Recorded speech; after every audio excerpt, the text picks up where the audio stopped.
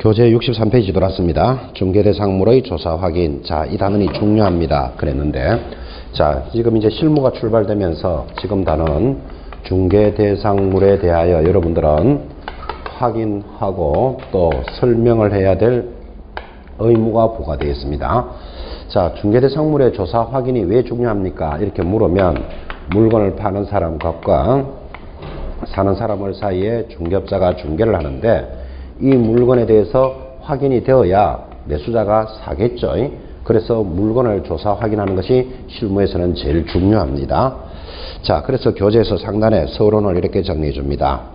중개대상물을 조사하고 확인하는 방법은 일반적으로 먼저 공부를 통하여 확인한 후 중개업자가 직접 현장을 답사하여 확인하는 현장 답사에 의한 방법으로 조사하며 부족한 부분은 의뢰인에게 문의해서도 확인할 것이다. 이제 이렇게 서론을 깔았는데 가볍게 정리하면, 자, 중개대상물을 조사 확인하는 방법을 제시해 줬습니다.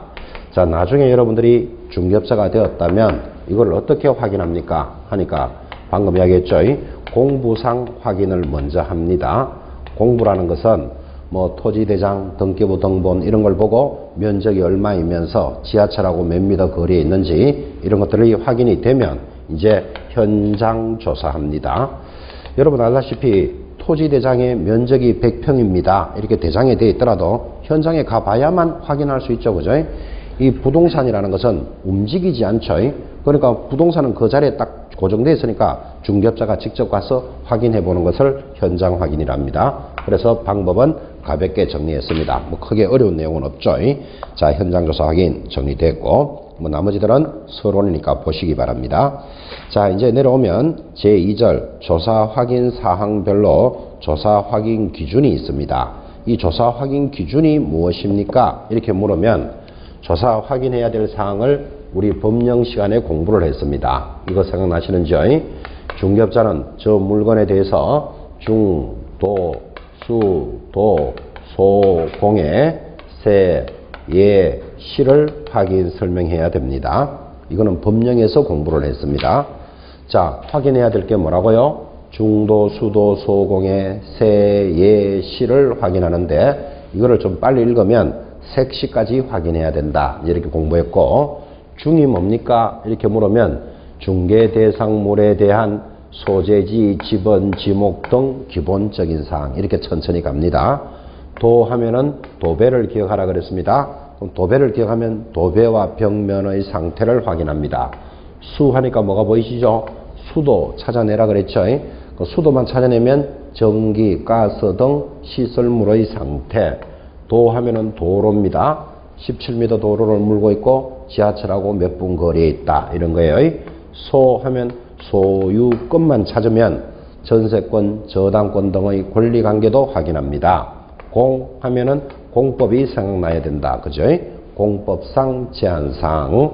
세는 취득에 따른 조세. 예가 예정가격. 실이 수수료와 실비도 확인해야 된다. 자, 이것을 법령 시간에 공부했다면 이제 실무편에서는 이렇게 갑니다.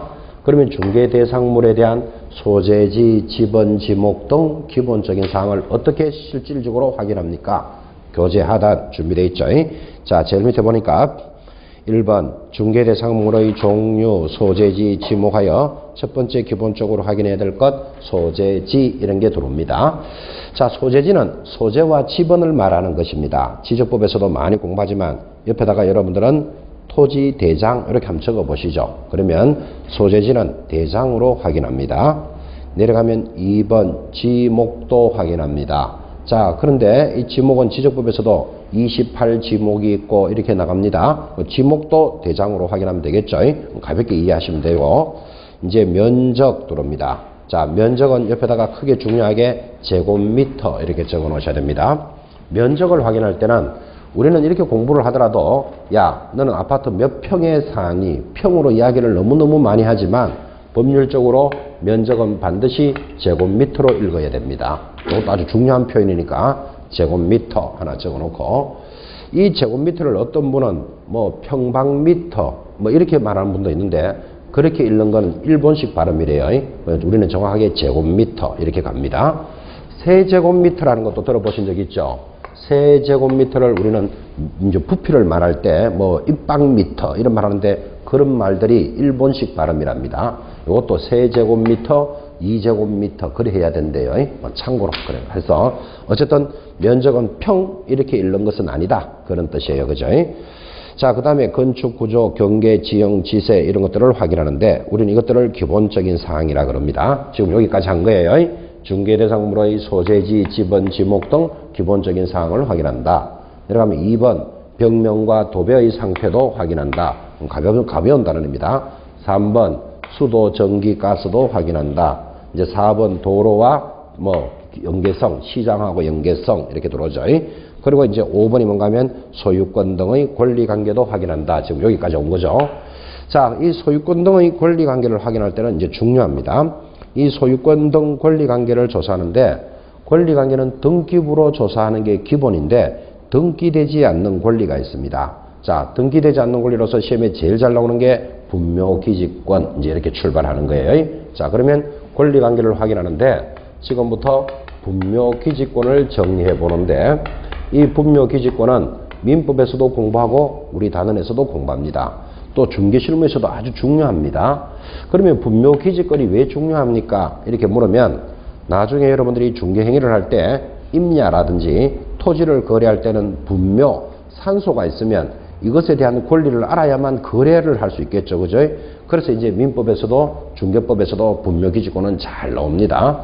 이 분묘기지권을 지금부터 가볍게 정리하고 싶어서 먼저 여러분한테 이렇게 물어봅니다. 자, 여러분들은 토지 땅 주인이 갑이에요. 그런데 을이라는 사람이 무단으로 건물을 떡 지었습니다. 땅 주인 허락 없이. 그러면 여러분이 갑이라면 을을 보고 뭐라고 하겠습니까? 본인 같으면 본인이 갑이라면 뭐라고 했습니까? 뭐라고요? 그렇지. 무단으로 지었으니까. 그러면 본인이 땅 주인이면 을 보고 뭐라 하냐고? 도둑놈이란다고. 도둑놈. 좋다. 뭐 도둑놈. 본인이 땅 주인이면 뭐라고 이야기하시겠어요? 을 보고. 건물을 증거하라고 하겠죠. 그렇지. 저런 표현이 나와야지. 도둑놈 이러고 이제 될 문제가 아니지. 그죠? 자기 땅에다가 무단으로 건물을 지으면 지금과 같이 철거하세요. 그러겠지. 그죠? 그건 기본이에요. 근데 뭐 도둑놈 이래가지고 될 문제가 그게 지금 해결될 문제가 아니지. 그죠? 철거하세요. 그럴 수도 있는데 그게 맞는 말이에요. 철거하세요. 그러는데 이 건물이 63빌딩이다. 그럼 여러분들 함부로 철거하겠습니까? 자, 그러면 어떡할 건데? 이제 또 그래도 물어보는 거예요. 철거하세요. 그러면 되는데 철거를 못할 사정이라. 그럼 어떡하실 거예요? 아, 그래. 보상을 받아야 되지. 그게 맞는 말이죠.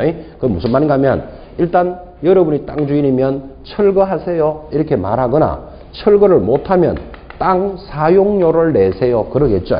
그 사용료를 내는 것을 이제 보상을 받는다. 이렇게 표현하신 거예요. 지금 물었는 것은 상식적인 이야기를 한 거예요. 자, 그런데 지금 분묘기지권은 어떤 권리인가 하면 똑같이 갑의 토지에 을이라는 사람이 묘지를 설치했습니다. 자, 그러면 반드시 내 땅에다가 무단으로 설치했으니까 철거하세요. 또는 철거를 못하면 사용료를 내세요 해야 되죠. 그런데 철거를 할 필요도 없고 사용료를 내지 않아도 되는 권리를 분묘기지권 그럽니다. 자, 그러면 이 말을 딱 들어보니까 타인의 토지에 있는 분묘라도 철거할 필요도 없고 사용료를 내지 않아도 되는 권리를 뭐라고 부른다? 분묘기지권이다. 이렇게 부르는 거예요.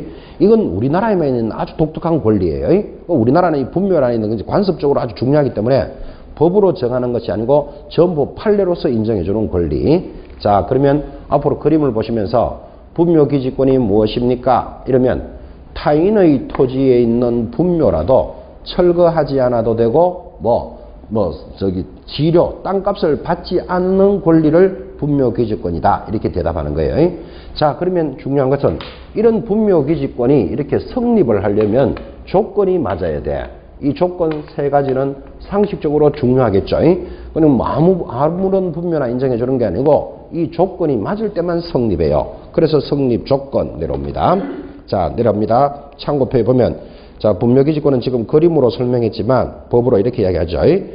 분묘기지권은 타인의 토지에 분묘를 설치한 자가 그 분묘를 소유하기 위하여 묘지 부분의 타인 소유 토지를 사용할 수 있는 권리, 땅을 사용할 수 있는 권리라 그랬습니다.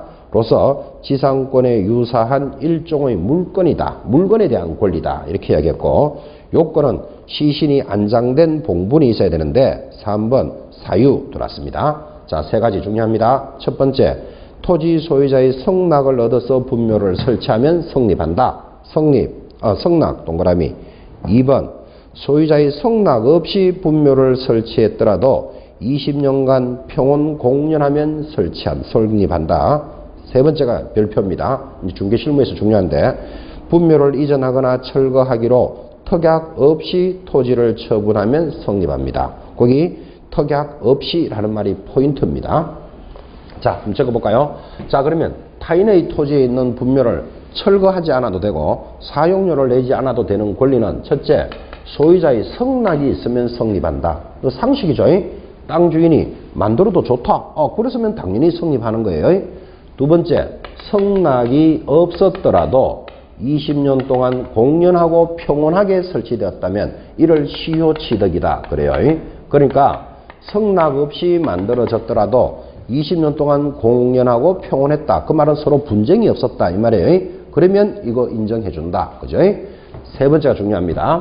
별도의 특약 없이 거래하면 성립한다. 그래서 지금 조건이 세 가지가 돌았는데 요 별도의 특약 없이라는 말이 우리 중개실무하고 중요합니다. 이런 뜻입니다. 자, 갑의 토지에 갑의 관련되는 분묘가 있었습니다. 이거는 아무 문제가 없었죠. 자기 땅에 있는 자기 분묘니까. 이제 세월이 많이 지나서 갑이 이 땅을 을에게 팝니다. 파는 거를 뭐라 그런다? 양도한다. 이래요.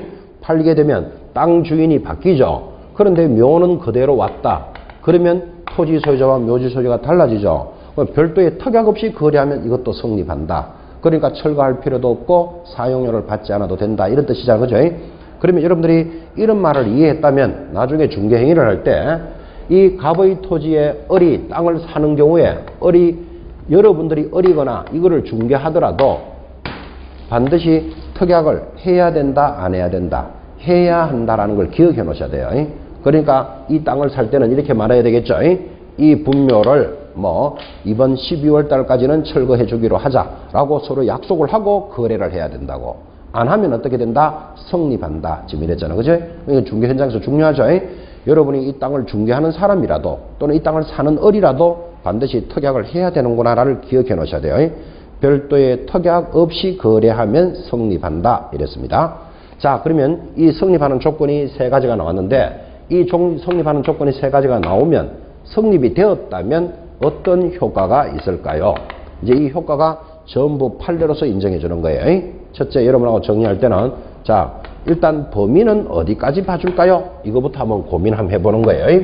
자, 범위는 어디까지일까요? 라는 말은 이 갑의 토지에 이제 을이 어떤 사연으로 분묘기지권을 취득했습니다. 세 가지 때문에 하면 이 분묘기지권을 사용할 수 있는 권리는 어디까지 봐주느냐 하니까 우리 판례는 주위의 공지를 포함한다 이렇게 이야기합니다. 그 주위의 공지를 포함한다라는 말은 분묘가 있는 땅뿐만 아니라 주변의 공지까지도 인정해 주겠다. 그래서 범위를 크게 봐주는구나 라는 것을 이해하셔야 된다. 그죠? 시험에 들어올 때는 어떻게 나옵니까? 분묘가 있는 토지만 인정된다. 그러면 틀려요. 주위의 공지를 포함한다. 됐죠? 자, 그러다 보니까 또 따라가는 판례가 이런 게 하나 있습니다. 여러분 묘 뒤에 보면 이렇게 반월형의 언덕이 있는 걸 보신 적 있습니까? 분묘가 이래 있으면 이거를 보호하기 위해서 바람막이 같은 게 이런 게 있잖아. 그죠? 이거를 뭐라고 부르는가 하면 사성이라 불러요. 자, 그러면 사성은 인정해 주느냐 하고 물으니까 우리 판례가 사성은 항상 인정하는 것은 아니다. 말도 어렵게 하죠. 항상 인정하는 것은 아니다. 이게 무슨 뜻일까요? 인정을 할 수도 있고 안 할 수도 있다 이 뜻이에요. 왜 그런가 하면 분묘가 있는데 사성이 바로 뒤에 있으면 주위의 공지를 인정해 주니까 이거는 인정되겠죠. 그런데 어떤 지역에 가보면 분묘가 이렇게 있는데 사성이 주 50m 뒤에 있을 수도 있습니다. 그런데 사성을 무조건 인정한다. 그러면 너무나 권리를 크게 침해하는 거잖아. 그죠? 그러니까 그때 보고 판단하겠다. 그러니까 항상 인정하는 것은 아니다. 이렇게 들어가는 거예요. 자, 그럼 이게 두 번이나 문제가 들었는데 여러분들이 이해가 됐다면 분묘기지권이 성립을 하면 그 범위는 주위의 공지를 인정함으로써 사성도 항상 포함한다. OX, X 이런 걸 따라오란 말이에요. 항상 인정하는 것은 아니다. 범위 됐고 두 번째, 그럼 이렇게 성립을 한번 하면 기간은 언제까지 인정해 줄까요? 예를 들면 뭐 30년 동안 쓸 수 있다. 100년 동안 쓸 수 있다. 이런 기간이 있느냐 이 문제. 기간에 대해서는 우리 법이 판례가 뭐라고 이야기하는가 하면 수호봉사하는 한 영구히 인정해 준다. 아, 대단한 그 권리죠, 그죠? 뭐 50년 해준다, 100년 해준다 그런 말이 없고 수호봉사라는 말은 뭐 벌초하고 모시고 하는 과정에서는 할 수 있는 데까지는 인정해 주겠다. 수호봉사하는 한 영구히 인정해 준다. 기간. 세 번째, 지료. 방금 이야기했지만 땅 사용료를 받을 수 있습니까? 라는 문제에 대해서 지료는 무상으로 한다. 이렇게 성립되면 지료는 청구할 수 없다. 그런 뜻이에요. 그런데 3번은 제외. 이렇게 기억해 놓으셔야 돼요. 3번이 뭡니까? 별도의 특약 없이 거래했을 때는 지료를 청구할 수도 있다. 그렇게 되어 있으니까 기본적으로 청구는 하지 않습니다. 땅값을 내지 않아도 되는데 3번은 제외다. 3번은 별도의 특약 없이 거래가 되었다면 당사자 약정으로 지료도 받을 수는 있다. 그런 뜻이에요. 지료는 무상으로 한다. 자, 네 번째 또 알아야 될 거. 추가로 설정하는 문제는 어떻게 됩니까? 이렇게 물었습니다. 자, 추가로 설정한다는 말은 이 을의 묘지가 뭐 예를 들어서 한 30년 전에 돌아가신 아버지 산소입니다. 어떤 사정으로 이 세 가지 사연으로 분묘기지권이 성립되었습니다. 그럼 이제 아버지 산소가 있었는데 이제 어머니가 돌아가셨어요. 그러면 우리는 우리 상식대로 하면 옆에 어머니를 이렇게 써야 되잖아. 그죠? 이게 추가로 들어올 수 있느냐? 지금 이 문제를 이야기하고 있다고. 그죠? 추가로 된다 안 된다? 추가 설정은 불가하다. 인정할 수 없다. 그죠? 한 번 있는 권리만 해도 큰데 또 다른 권리를 만들어 줄 수는 없더라. 그죠? 그래서 추가 설정은 불가하다. 이렇게 이야기합니다. 자, 그럼 또 현실적으로 돌아와서 그럼 여러분들이 지금 어머니 산소를 못 쓴다. 지금 이렇게 됐잖아. 그럼 어떻게 해야 되겠습니까? 아, 그렇지. 그런 대답이 나야 되죠. 못 쓴다 하면 어떻게 된다? 그러면 뭐 다른 데로 가야 되겠지. 또는 다른 데로 가거나 아니면 뭐 이 옆에 있는 땅을 사돌리면 되겠지. 자기가. 그죠? 그런데 땅이 끊어져 가지고 땅이 없을 수도 있고 또 이걸만 사돌리려고 그러면 이 값이 이 땅값을 작게 받는다, 세게 받는다. 아, 상식적이죠. 이것도 세게 받죠. 지금 이 권리에 대해서 사용료를 못 받기 때문에 이게 뭐 한 평당 10,000원쯤 하는 것 같으면 이거 살려면 평당 50만 원 내라. 만약 이래 되면 여러분들 입장에서도 안 사죠. 무리잖아 이게. 그죠? 그러니까 추가로 설정할 수도 없다. 땅을 사기도 곤란하다. 그러면 자식들은 합장하지 뭐 이런 생각을 해본다고. 왜? 어차피 이 권리는 받았는 거니까. 그죠? 그래서 이어지는 판례가 합장은 어떻게 되는데 하니까 합장도 인정할 수 없다. 기억해 놓으셔야 된다고. 그죠? 그래서 일단 추가로 설정되는 것은 무조건 안 된다. 이렇게 딱 기억하셔야 되는 거라. 그죠? 합장도 불가하다. 다섯 번째, 이거는 권리들은 타인에게 내가 이런 권리가 있습니다를 알려야 돼. 이를 물권이라 그래요. 이 물권은 내가 권리가 있음을 알려야 되니까 공시하는 방법을 알아야 되는데 이 공시하는 것으로서 분묘기지권은 가묘 인정할 수 없다. 암장 인정할 수 없다.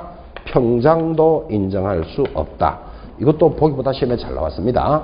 그러니까 묘가 있다는 것을 관리하기 위해서는 내가 이런 권리가 있음을 남들한테 알려야 되는데 가묘 안 된다. 가묘가 뭘까요?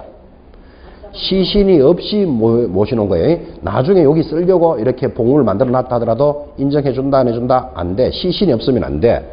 그 다음 암장 몰래 갖다 묻었는 거 안 돼. 이거는 범죄에 이용될 이유가 있기 때문에 암장은 당연히 인정하지 않고 평장도 안 된다. 평장은 봉분이 없이 그냥 평평하게 한 것을 평장이라 그래요.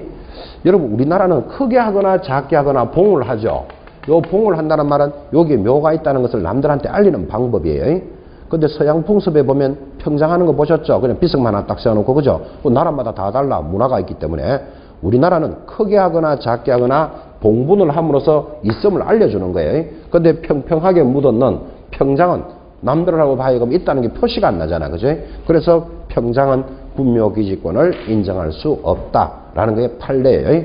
그래서 아주 기초적인 분묘기지권을 정리했고, 거의 사실은 분묘기지권에도 이 선에서 거의 문제가 80% 들어옵니다. 여기서 이제 여러분들 앞으로 조금씩 살을 붙여가겠지만, 분묘기지권의 가장 가벼운 기초인문 이 정도는 새겨 놓으셔야 됩니다. 그렇게 어렵지 않죠? 분묘기지권이 진행되는 그런 모습이죠. 여러분들은 지금 이거를 이렇게 공부하시면서, 그죠? 이런 생각을 좀 하시면 더 좋겠습니다. 왜 우리가 공인중개사를 하시는 분들이 이런 공부를 해야 될까?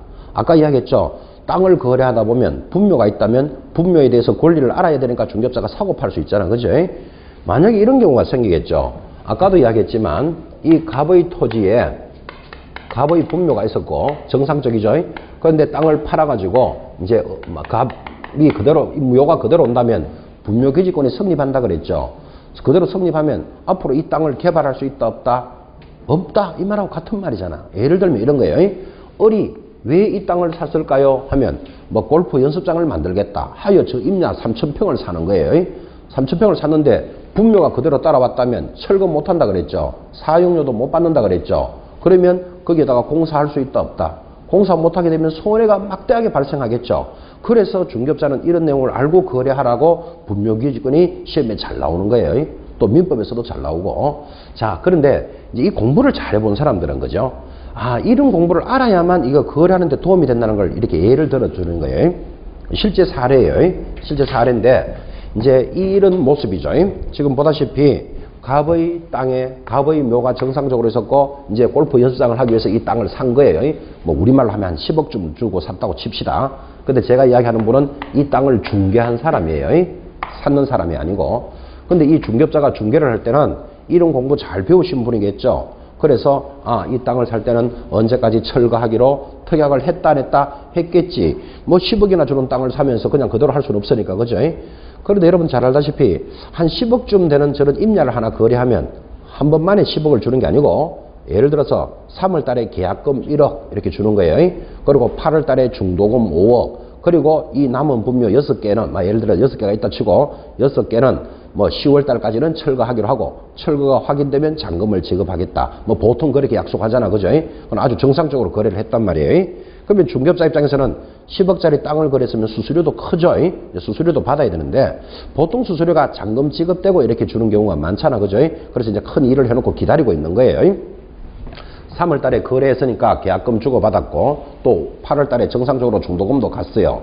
그리고 이 묘를 뭐 12월까지 철거하기로 한다. 약속이 되어 있는 상태에서 이제 잔금 시간을 기다리고 있는데 이 중개하신 분이 11월 달쯤 돼가지고 이 땅에 가보니까 골 때리는 일이 발생한 거예요. 뭔가 하면 이게 풀이 막 이렇게 났을 때는 저게 묘인지 아닌지 이렇게 애매한 게 많아요. 뻥긋하게 있는 묘만 있는 게 아니고 오래되다 보면 묘 같기도 하고 아닌 같기도 하고 이런 것도 많거든. 그죠?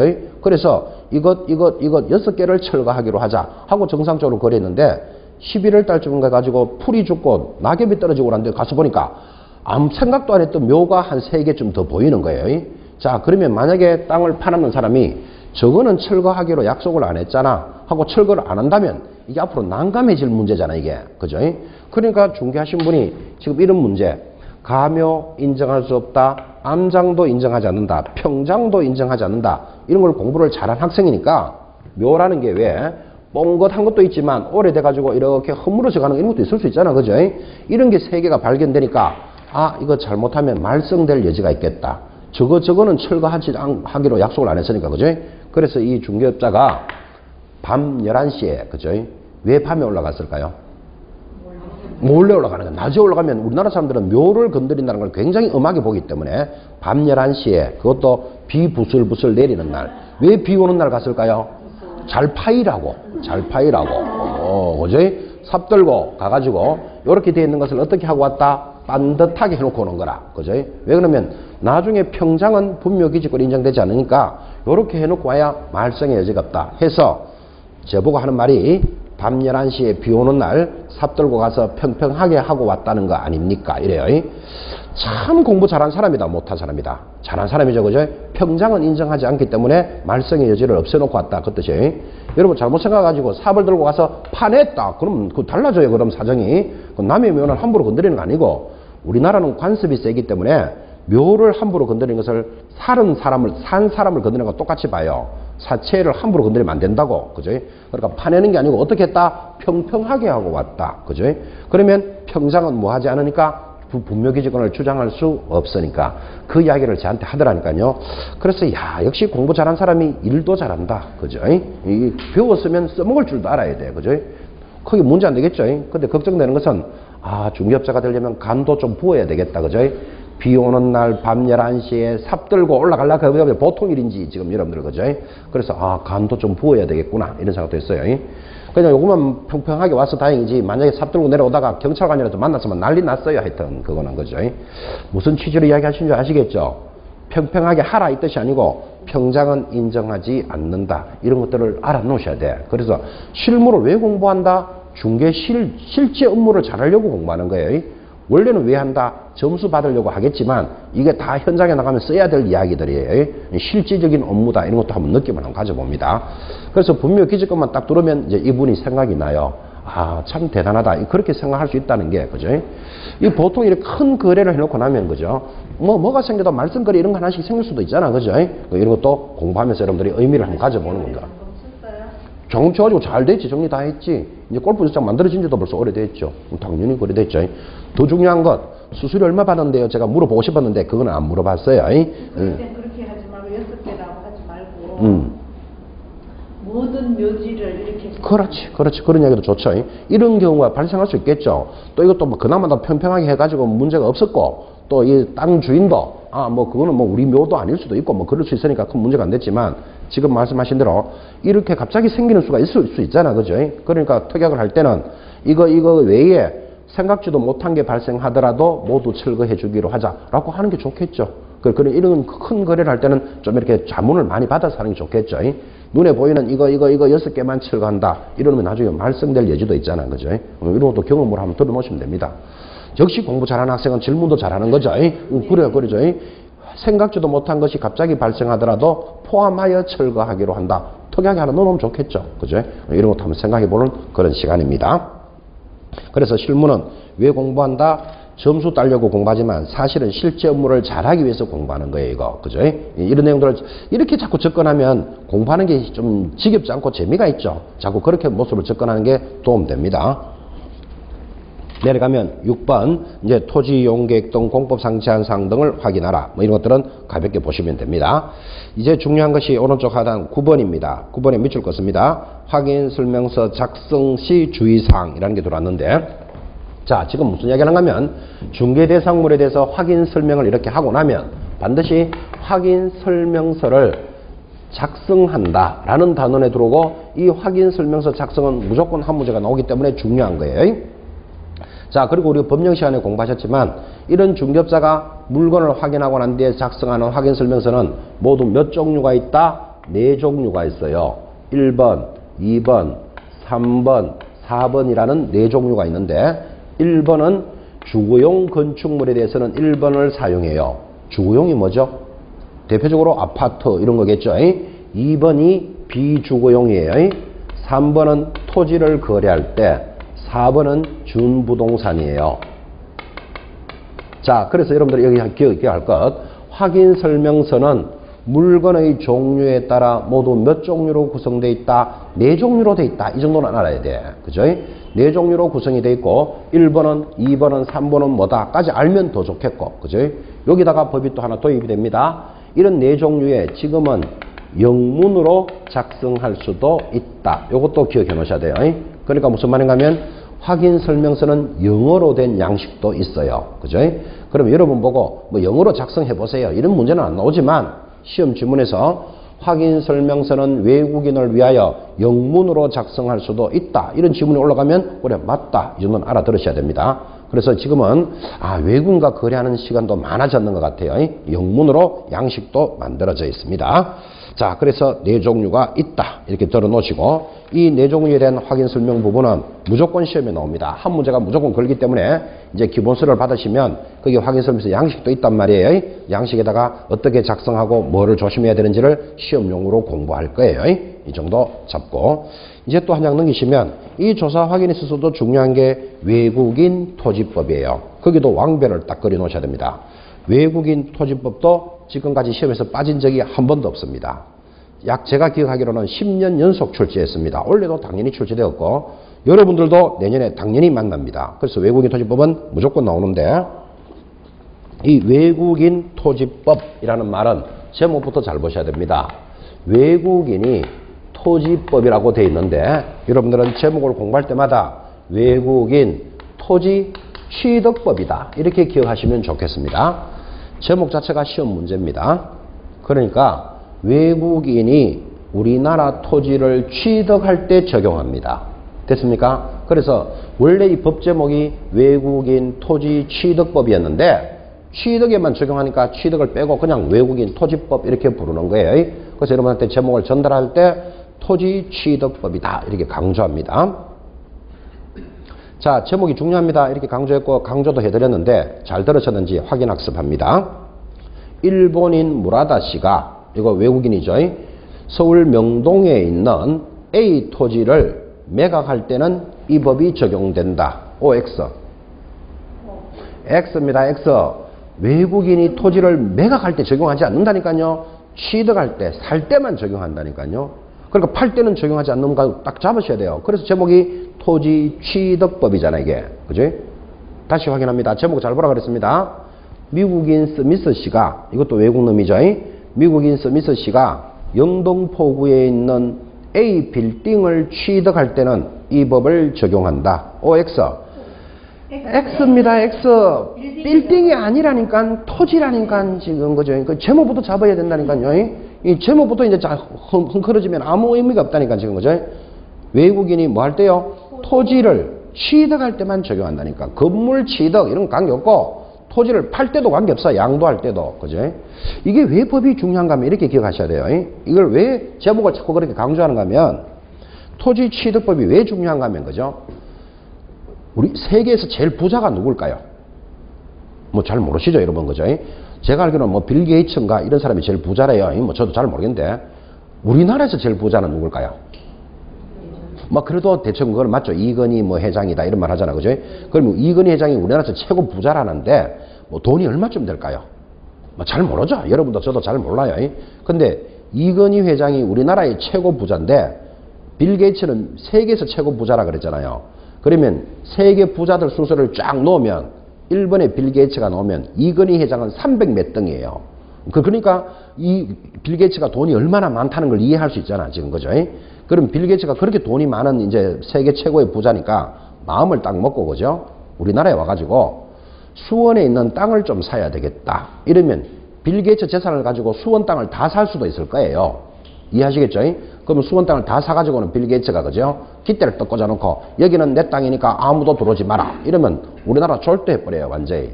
외국인이 땅을 사가지고 자기 나라 땅이 자기 땅이다 이러고 깃대 꽂아버리면 우리나라 절도해본다니까요. 그래서 외국인이 땅을 사러 들어오면 국가가 긴장해요. 그래서 외국인이 토지를 취득할 때는 이런 법을 따라야 된다. 이렇게 법을 만들어 놓은 거예요. 그런데 그 빌 게이츠가 땅을 팔 때는 의미 있다 없다? 없어. 파는 거하고 이 법하고 적용을 안 하니까. 그래서 외국인 토지 취득법은 그런 취지를 이해하셔야 돼요. 이렇게 안 만들어 놓으면 수원은 내 땅 다 비키시오. 이러면 졸도한다니까 우리나라가 지금. 그죠?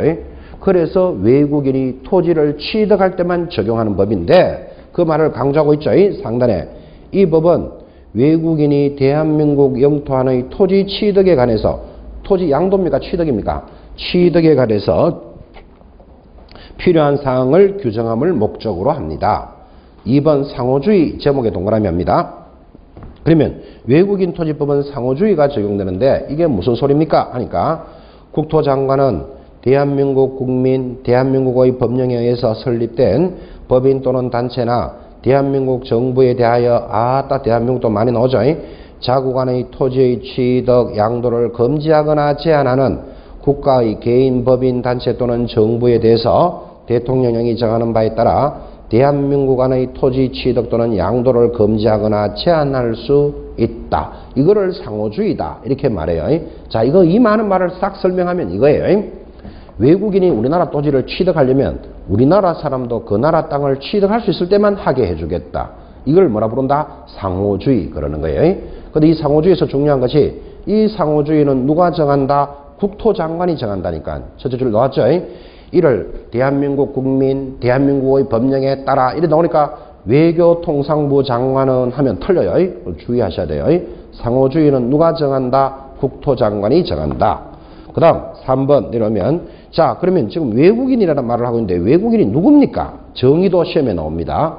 1번 대한민국 국적을 보유하고 있지 아니한 개인 옆에다가 당건 이래 적어 놓습니다. 그건 당연한 외국인이죠. 대한민국 국적을 가지고 있지 않는 자. 어떤 특징이 있습니까? 얼굴 새카맣고 머리 노란 놈들이 있습니다. 이게 외국인입니다. 이거는 간단한 이야기고 2번 때문에 가는데 외국의 법령에 의해서 설립된 법인이나 단체도 외국인으로 봅니다. 자, 이건 이렇게 이야기합니다. 여러분 코카콜라가 뭔지 아십니까? 외국계 콜라 회사죠. 코카콜라 회사에서 영등포구 물레동에 공장을 짓기 위해서 땅을 구입했다. 그러면 이건 뭐가 적용된다? 외국인 토지법이 적용된다고. 그래서 개인뿐만 아니라 누구도 적용한다? 법인이나 단체도 적용한다라는 말을 이해하시라 이 말이에요. 맥도날드가 뭔지 아십니까? 햄버거 회사죠. 자, 맥도날드 회사가 이쪽 사당동에 예를 들어서 뭐 햄버거 대리점을 하기 위해서 땅을 하나 샀다. 그러면 그건 뭐가 적용된다? 외국인 토지법이 적용되는 거예요. 법인이나 단체도 적용한다. 3번부터는 이제 숫자죠. 대한민국 법령에 의해서 설립된 법인이나 단체로서 동그라미 1번 사원 또는 구성원의 2분의 1 이상 2분의 1에 밑줄 긋고 2번 임원의 2분의 1 밑줄 긋고 3번 자본금의 2분의 1 밑줄 긋고 의결권의 2분의 1 2분의 1에도 줄 것입니다. 자 그러면 한마디로 말하면 숫자는 전부 다 뭐다? 2분의 1이죠. 이게 무슨 소린가 하니까 대한민국의 회사라도 대한민국이 주인인 회사라도 사원의 2분의 1이 외국인이면 그거 외국인으로 본다. 의결권의 2분의 1, 자본금의 2분의 1, 임원의 2분의 1이니까 고민하지 말고 대한민국 회사라도 2분의 1 이상이 외국인이면 그냥 외국인이다. 이렇게 잡는 거예요. 그러니까 지금 우리나라는 외국계 기업 많습니다. 그 KT 한국통신이라 그러죠. 그죠? 제가 알기로는 아마 한국통신이 IMF 때 외국 기업에 팔렸어요. 우리나라에 있고 우리나라 기업인 것 같지만 실제 자본금이나 의결권이 전부 외국인이 가지고 있다면 저것도 외국인 토지법이 적용되는 거예요. 근데 숫자를 뭐에 조심해야 된다? 2분의 1. 이거를 시험에 걸 때는 3분의 2 이상이거나 이래 들어온다고. 또는 과반수이거나 하면 틀리죠. 그래서 2분의 1의 줄을 딱딱딱딱 껐단 말이에요. 2분의 1 이상이면 이것도 외국인으로 본다. 자, 그러면 이제 외국인의 정의, 그 다음에 상호주의, 그 다음에 외국놈이 어떤 놈이다. 이런 것까지 공부하셨죠. 이제 본론으로 갑니다. 오른쪽에 토지 취득의 신고와 사전 허가. 이제 여기가 본론인데 이제 이렇게 가는 거죠. 자, 외국인이 우리나라 토지를 취득할 때는 적용하는데 어떻게 적용한다? 첫째, 신고해야 되는 것이 있고 두 번째, 허가 받아야 되는 것이 있다. 이렇게 크게 두 가지로 나누는 거예요. 자, 우리나라 사람은 우리나라 땅을 살 때는 신고하거나 허가 이런 거 별로 없어요. 근데 외국인은 토지법을 적용하면 반드시 적용하는 법이에요. 그래서 앞으로 공인중개사가 외국인하고 거래할 일이 많기 때문에 이 단원이 매년 시험에 한 문제를 내는 거예요. 단원도 아주 간단해요. 자, 신고하는 것 세 가지 있습니다. 그 표에 보니까 계약을 원인으로 토지를 취득하면 신고해라. 계약 외의 원인으로 취득하면 신고해라. 또 계속 보유도 신고사항이다. 자, 계약이 뭡니까? 오늘도 공부했죠. 매매, 대표적인 계약이죠. 외국인이 땅을 사고 파는 게 매매인데 팔 때는 신고할 필요 없어요. 살 때는 신고하는 거예요. 그래서 계약을 원인으로 취득을 하면 체결일로부터 60일 내로 시장, 군수, 구청장에게 신고하라. 이런 법이에요. 얼마나 쉽습니까? 체결일로부터 60일 내로 시, 군, 구청장에게 신고하는데 만약에 신고 안 하면 위반이겠죠. 300만 원짜리 과태료예요. 이거는 뭐 단원이 짧으니까 뭐 안 나온 문제가 없어요. 10년 연속이니까 나왔던 게 계속 나오는 거예요.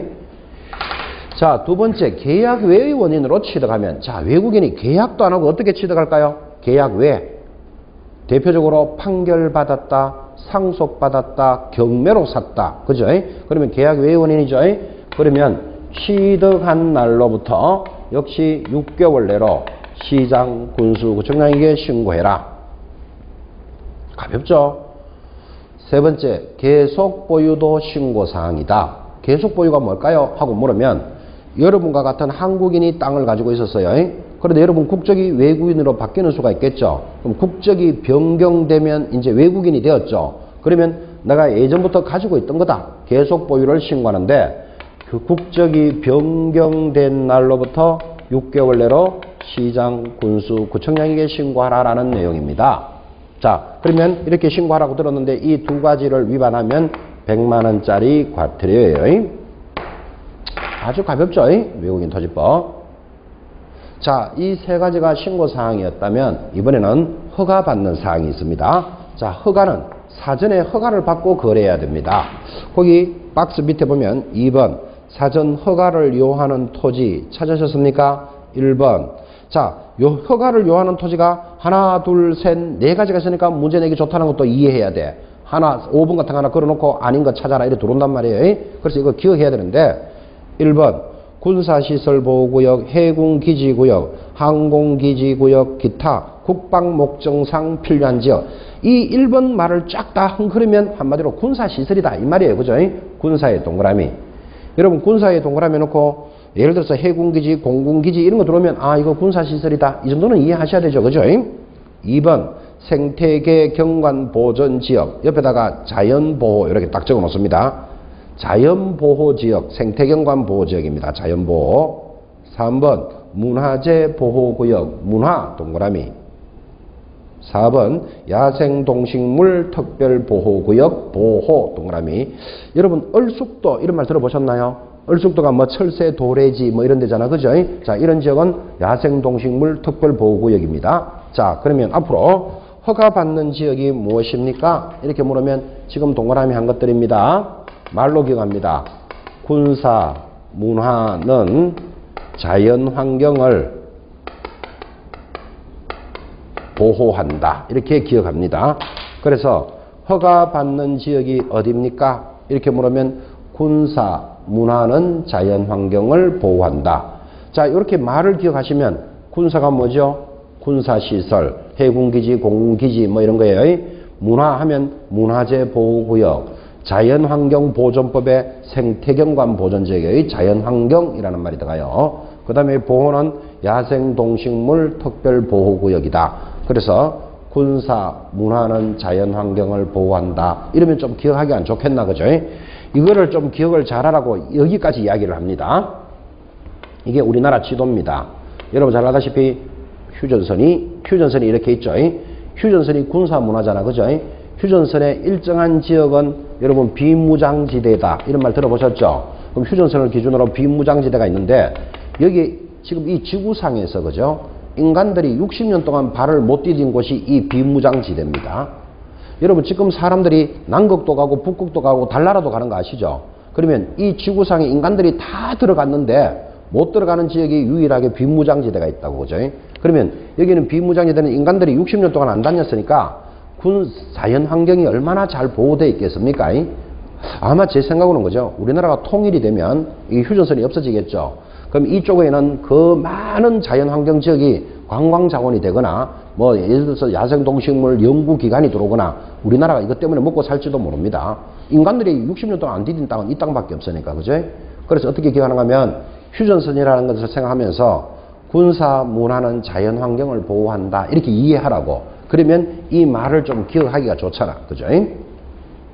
그리고 덤으로 이런 수업을 잘 듣는 분들은 만약에 통일이 되면 이제 여기 있는 철조망도 다 걷겠죠? 철조망을 다 걷으면 그거 전부 다 뭘로 한다? 기념품으로 다 수출됩니다. 기념품으로. 여러분 서독과 동독이 무너졌는 거 아시죠? 서독과 동독이 무너질 때 그게 뭐 바덴 바르고 탑인가 이 담장이 있었어요. 이제 그게 무너지고 이제 통일됐잖아. 그게 그죠? 그러니까 그 벽돌 하나하나에 이름 다 적어가지고 그 기념품으로 다 팔았습니다. 지금도 그 준비되어 있습니다. 그래서 제 생각으로는 우리나라도 통일되면 이 철조망만 하더라도 이게 굉장히 기념품 될 거예요. 그럼 이런 걸 알고 있다면 지금부터 뭐를 만들어 놔야 된다? 짝퉁을 하나 만들어 놔야 돼. 길에 가다가 철조망 있으면 주워 놨다가, 그죠? 짝퉁. 원래 명품이 있으면 짝퉁도 있는 거니까, 그죠? 이것도 한번 생각해 볼 필요가 있다고요. 믿거나 말거나 하여튼. 그래서 그림을 딱 보시면서 군사 문화는 뭐를? 자연환경을 보호한다. 이 말을 기억하라고 지금. 그죠? 짝퉁 만들어야 되겠네. 그런 거 기억하지 말고. 그죠? 그래서 이름 4마디가 들어가면 허가 대상인데 허가는 어떻게 받습니까? 15일 내로 시장, 군수, 구청장에게 허가를 받고 거래해야 된다. 자, 그런데 허가도 안 받고 거래했다. 그러면 그 자체가 무효일 뿐만 아니라 그 외국인은 2년 이하의 징역, 2천만 원 벌금에 해당되는 사유입니다. 자, 이게 외국인 토지법의 전부 다인데 여기서 지금 10년 연속 출제했고 여러분들 원래 나오면 11년 연속입니다. 반드시 나옵니다. 반드시 나옵니다라는 것도 못 맞추면 심각한 수준이다 제가 그랬잖아. 그죠? 느낌 아니까 이런 거 막 온다니까 벌써. 그죠? 그러니까 이걸 여러분 그죠? 11년 연속을 출제하려면 한 번 출제할 때 몇 지문이 나온다? 5개 지문이 뜨잖아요. 그러면 11년이면 이게 50개 지문이 나왔단 말이에요. 여기서. 그럼 여기서 여러분들 50개를 만들어 봐요. 나왔던 문제가 또 나오고 또 나오고 계속 나오지. 그죠? 이거 못 맞추면 안 된다 이 말이에요. 그죠? 그래서 외국인 토지 취득법 아주 중요한 단원이 지나갔습니다. 마무리 거기 교재 제일 하단에 보면 당구장표 67페이지 밑에 보니까 외국인의 토지 취득 시 관련 자료 예를 들면 뭐 등기사항 증명서 등의 제출을 전자문서로 하고 대리인에 의한 신고도 가능하게 하여 편리를 도모하였다. 그러니까 이렇게 기억하면 되죠.